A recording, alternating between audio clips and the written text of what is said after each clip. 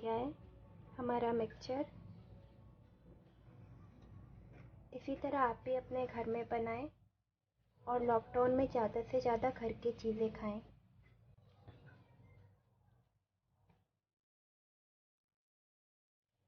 आप देख सकते हैं हमारी रबड़ी कुल्फ़ी के लिए इंग्रेडिएंट बहुत अच्छी तरह से रेडी हो चुकी है।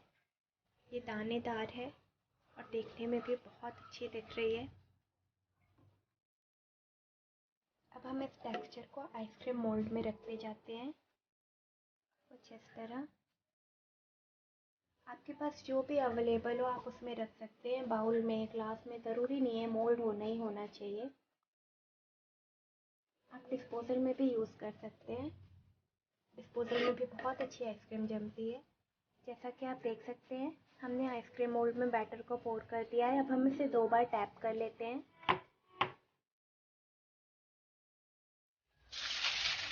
अब हम फॉइल के हेल्प से इसे कवर कर देंगे। ये हम इसलिए हम ढक रहे हैं ताकि ये पूरी तरह अच्छे से जमे। आप देख सकते हैं ये फॉइल से पूरी तरह से कवर हो चुका है। अब हम इसमें आइसक्रीम स्टिक डालने के लिए बिल्कुल हल्का हल्का सा ऐसे चाकू के हेल्प से कर लेते हैं।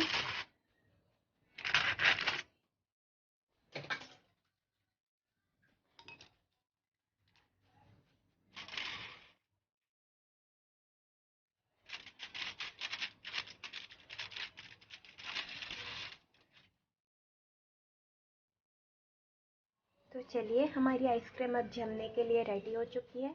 अब हम इसे 7 से 8 घंटे बाद चेक करेंगे, फिर मैं आपको आगे का अपडेट देती हूँ। 7 से 8 आवर्स कंप्लीट हो चुका है और हमारी आइसक्रीम अब पूरी तरह से जम चुकी है।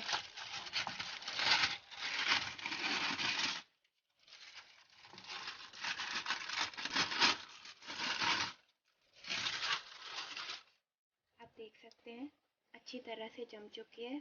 अब हम इसे डीमोल्ड कर लेते हैं।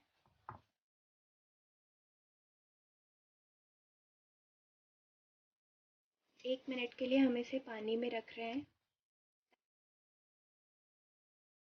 चलिए अब हम अपनी आइसक्रीम्स को डीमोल्ड कर लेते हैं।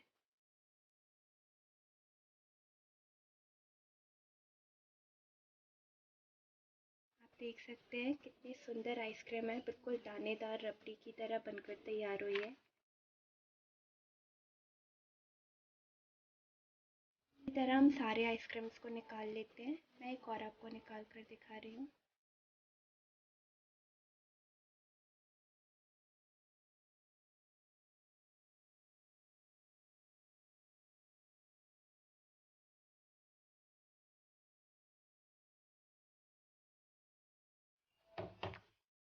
आप देख सकते हैं देखने में कितनी खूबसूरत लग रही है, खाने में भी इतनी ही स्वादिष्ट है।